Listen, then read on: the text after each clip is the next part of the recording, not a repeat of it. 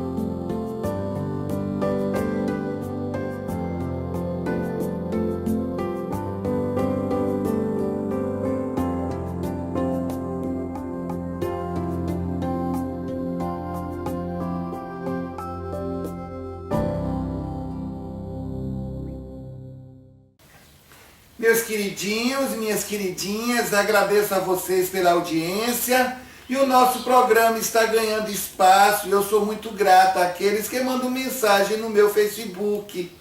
Estamos começando hoje o nosso 6º programa, Lado a Lado com Babi. Nosso programa hoje entrevistará o poeta, radialista, escritor, dramaturgo, ator, professor e diretor de teatro, Romário Machado. Romário é aquele senhor que deu uma pequena entrevista no nosso 2º programa sobre a questão do direito que o deficiente tem para comprar e conduzir carros e motos adaptadas. Romário é deficiente físico e nos pediu espaço para falar sobre a discriminação e preconceito que sofreu uma sentença judicial. Revoltado, Romário fez um vídeo chamado Dignidade Sempre, que está em sua página no YouTube. E mandou uma série de cartas à imprensa para poder gritar por essa discriminação e preconceito. Mas, infelizmente, ninguém lhe deu atenção, exceto a TV Tribuna, afiliada da Rede Globo, que foi à sua residência e fez uma matéria. Veja a matéria. Morador do Vale do Ribeira entra na justiça depois de ter sido impedido de entrar numa agência bancária. Ele diz que foi discriminado por ser deficiente. Parados e unidos, bancários, funcionários dos Correios e da Justiça Federal em greve fazem manifestação conjunta. Fiéis comemoram o dia de São Francisco de Assis, o santo protetor dos animais. O Jornal da Tribuna está no ar.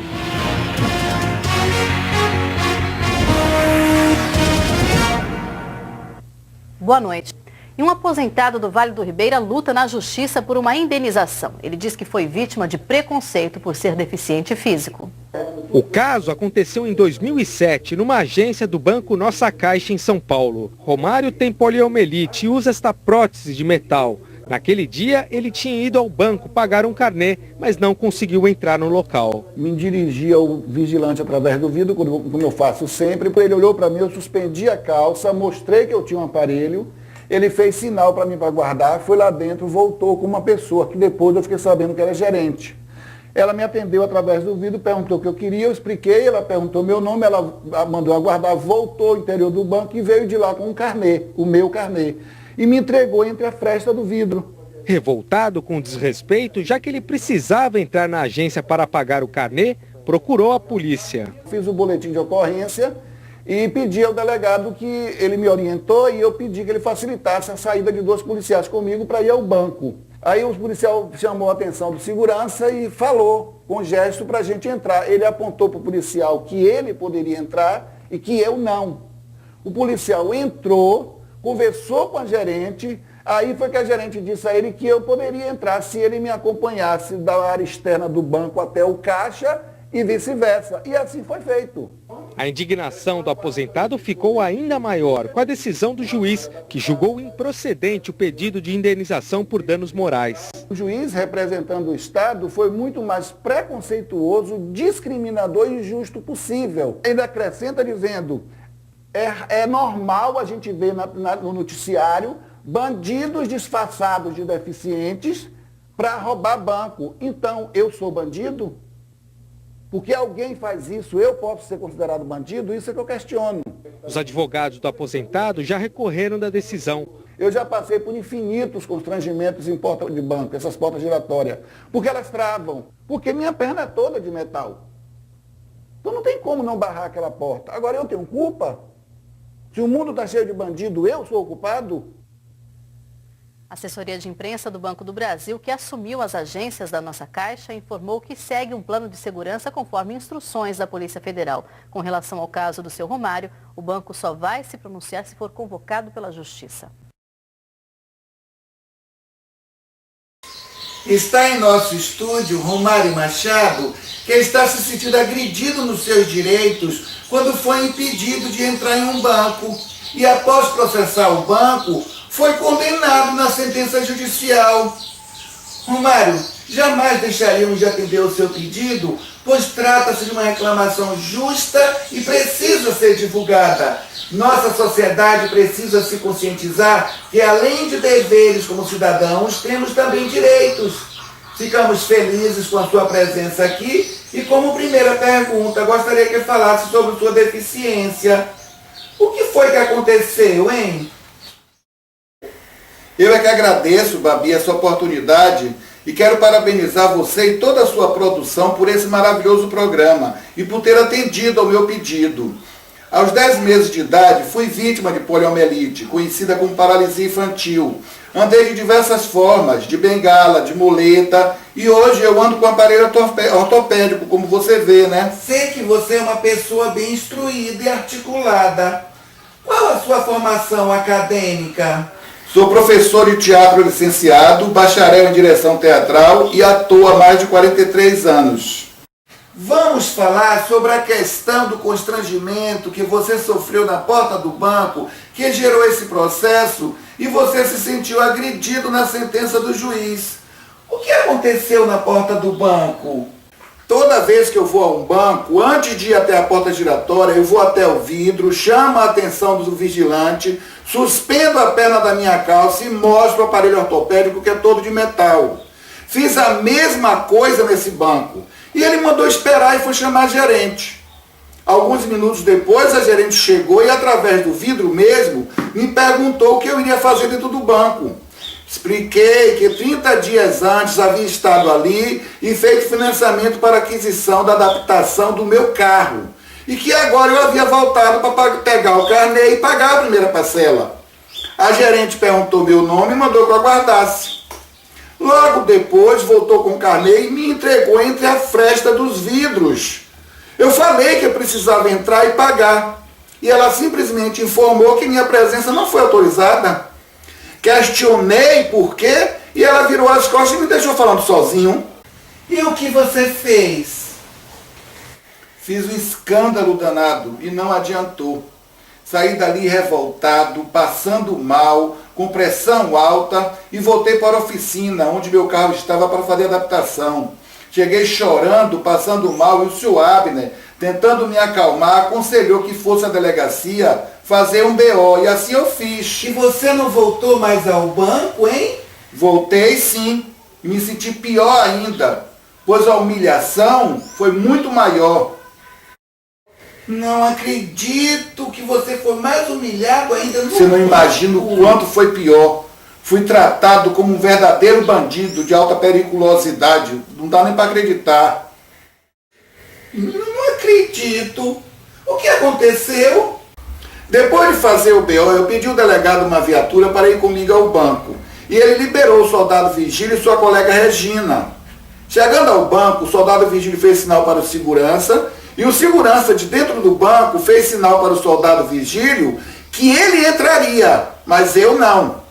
A PM Regina ficou comigo e o soldado Vigílio entrou para falar com o segurança, que mandou ele falar com a gerente. O maior absurdo foi a gerente dizer ao soldado que eu só entraria se fosse escoltado até o caixa e depois escoltado até fora do banco. O soldado Vigílio saiu e me informou a tal decisão. Daí eu pude entrar no banco, tendo ao meu lado o policial que me levou até o caixa e me conduziu de volta à parte externa do banco, como se estivesse escoltando um bandido perigoso.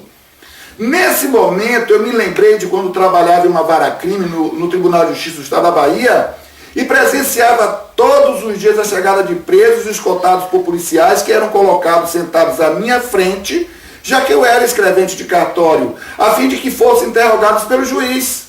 Eu agora posso me dizer com muito orgulho e provo que tive o meu dia de bandido perigoso, com direito à escolta policial e tudo.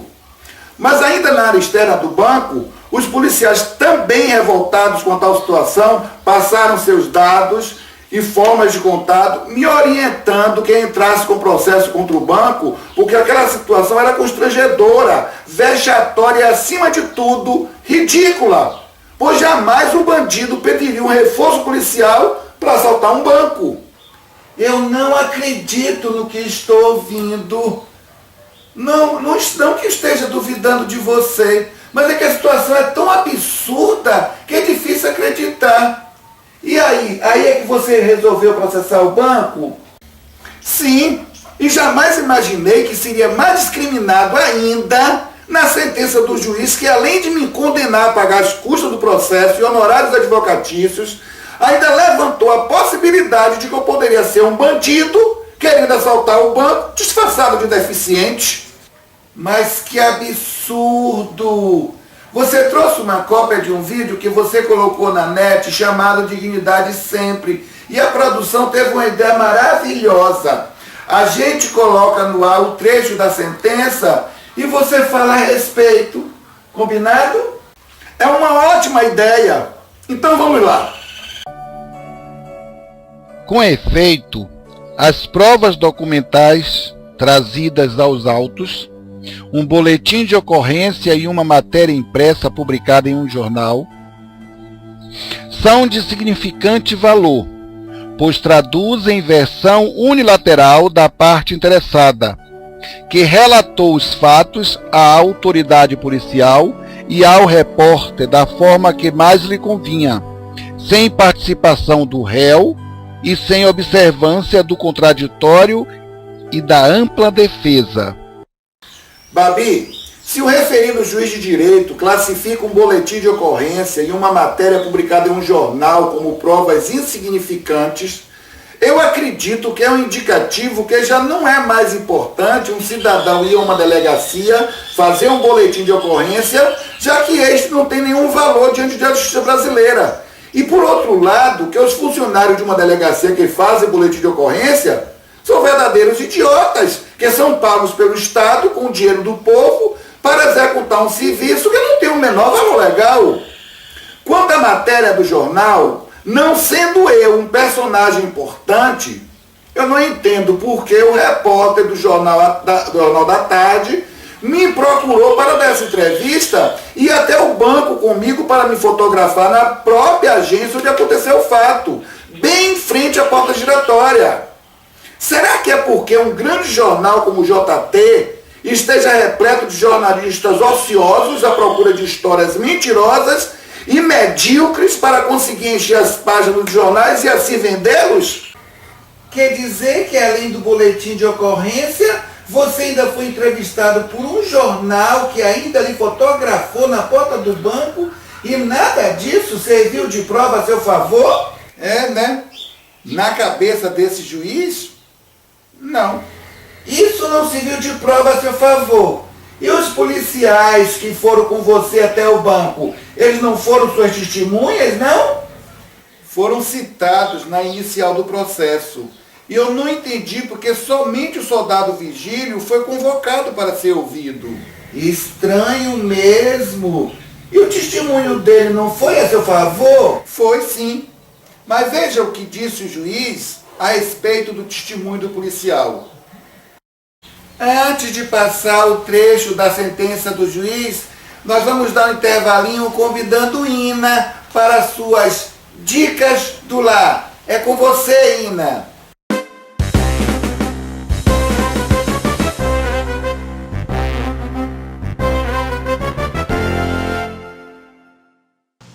Babi, minha minha querida, meu carinho para você. Estamos de volta com as nossas dicas para as amigas donas de casa. Hoje nós vamos falar sobre como tirar algumas manchas.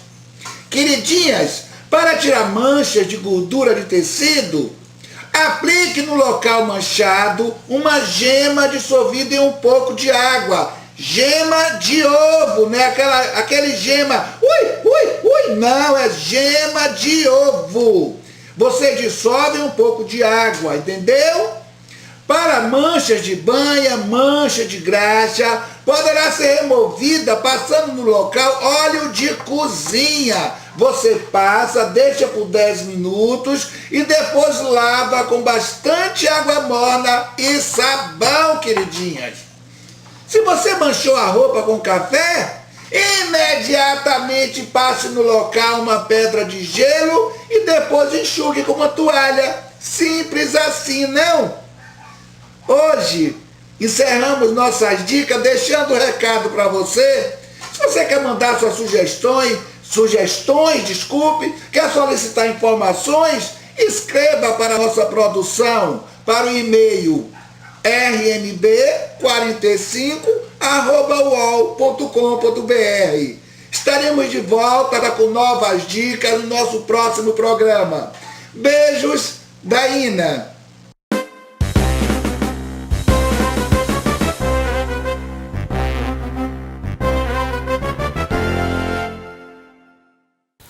Ina, muito obrigado pela sua participação e eu mando um beijo para você, Ina.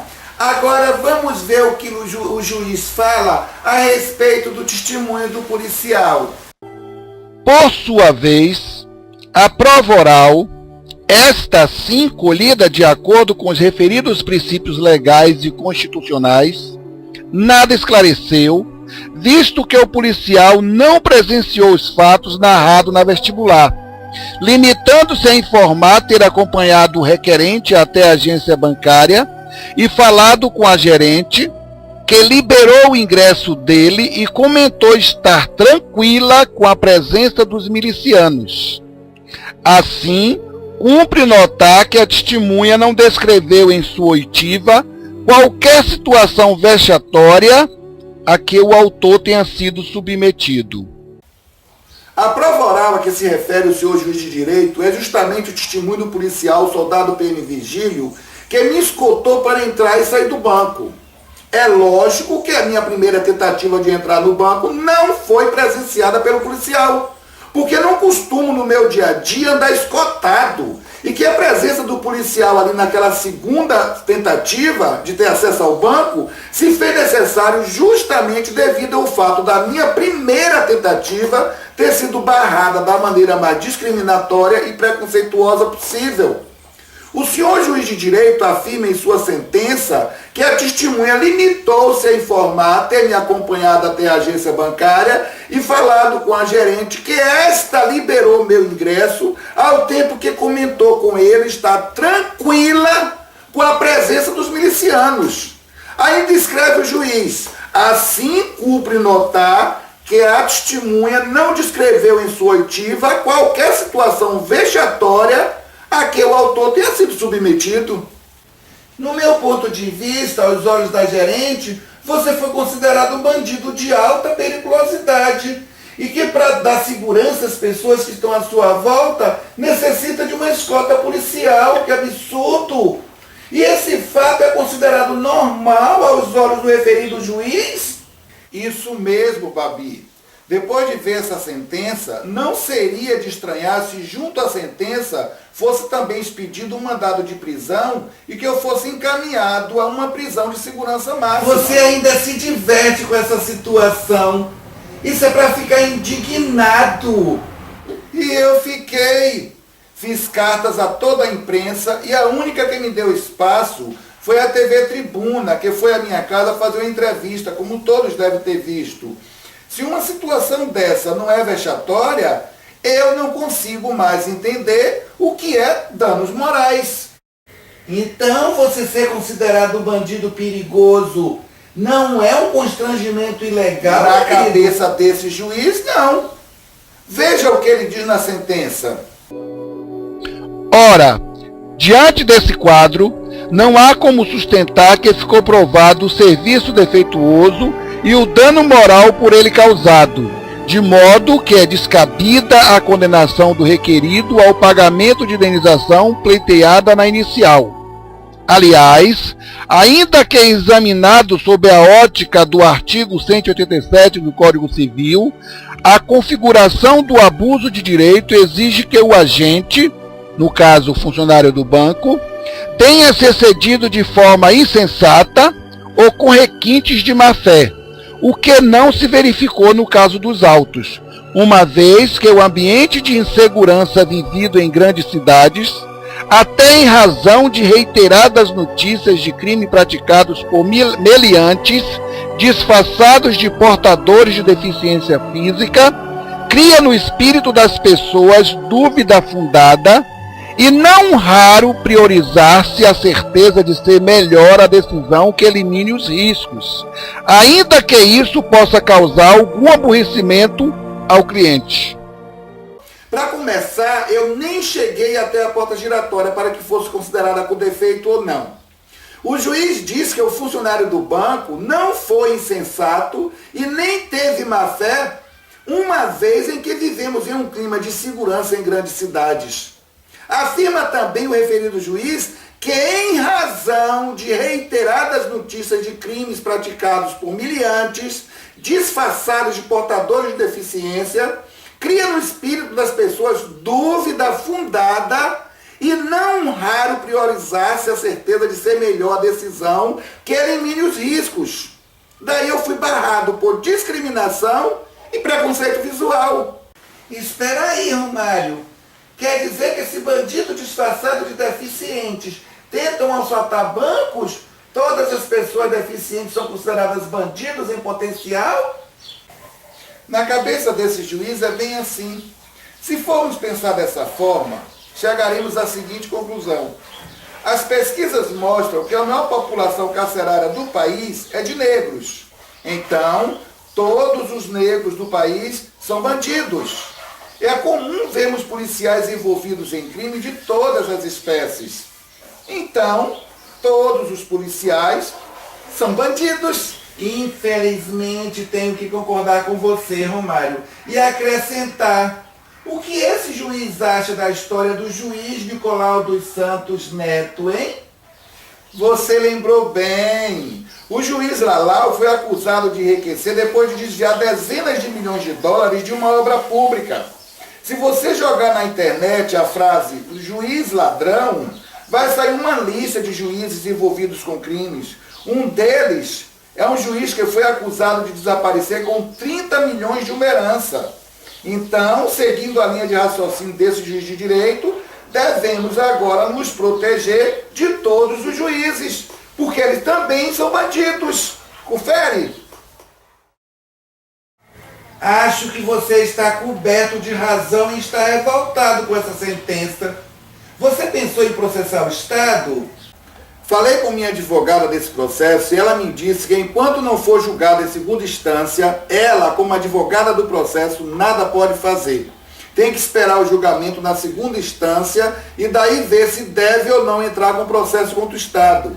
Só que esse processo está parado desde 5/12/2011, no acervo Ipiranga. E não anda, não sei por que não anda. Mas você não deve deixar isso passar em branco. Eu percebo que é uma coisa natural sua de lutar pelos seus direitos e cobrar das pessoas respeito pelo direito de você ser como é. Isso é muito bom. As pessoas deveriam mesmo lutar pelos seus direitos e não esquecerem os seus deveres. Babi, o que acontece é que muitas pessoas desconhecem os seus direitos. Algumas conhecem, mas não brigam por eles. Mas todos esquecem que por trás de todo direito existe um dever. Nós temos que exigir nossos direitos e cumprir nossos deveres. Isso mesmo, Romário. Se todos tivessem sua consciência crítica, o mundo seria bem melhor. Agradecemos a sua presença em nosso programa, esperando que o seu grito seja ouvido por alguém que possa lhe ajudar na defesa dessa injustiça que sofreu. Muito obrigado. Eu é que agradeço muito por ter atendido ao meu pedido e essa oportunidade de gritar publicamente essa injustiça que eu sofri. Se algum advogado se interessar por essa causa, é só manter contato com a produção do programa. Muito obrigado a todos e um beijo especial para você, Babi. Gente, quero agradecer a Aninha Barreto, que é artista plástica, e me deu essa camiseta linda de presente, confeccionada por ela, que coisa mais fofa.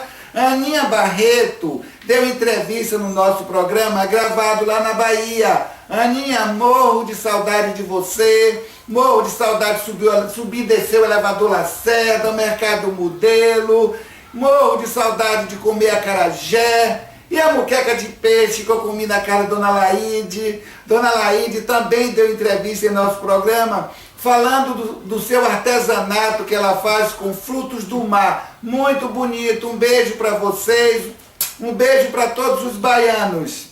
E encerramos aqui o nosso 6º programa de entrevista, Lado a Lado com Babi. No nosso próximo programa falaremos sobre homossexualidade. E no nosso estúdio estará o professor de antropologia Edigênio Percegonha, que irá nos esclarecer sobre homossexualismo. Homossexualismo é doença? É desvio? É opção? É orientação? Enfim, são tantas perguntas sobre o assunto que vamos abrir espaço para que o público mande e-mail, para que você telefone, você faça perguntas de todas as formas. Escreve para a gente, certo? Porque o assunto vai ser muito esclarecedor. Espero que vocês participem. Se você tem algo a dizer e quer ser entrevistado em nosso programa, escreva para nosso e-mail rnb45@uol.com.br, que está passando aqui embaixo, ó. Ou então ligue para 11 982 25 9293. Pode passar também torpedo fazendo sua pergunta sobre homossexualidade. Teremos prazer em tê-lo em nosso programa. Obrigado pela atenção e Babi Mariela agradece. Beijos a todos.